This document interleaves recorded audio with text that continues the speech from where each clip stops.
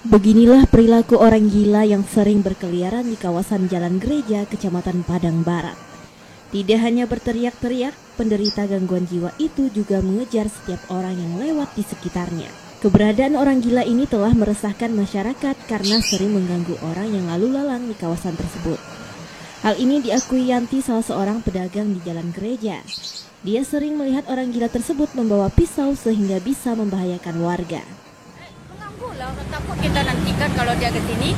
Jadi Uni takut ya? Iya. Jadi apa harapan Uni kepada pemerintahan ini? Ini mau minta apa? Ya gitulah. Ditertibkan lah ya. Ditertibkan.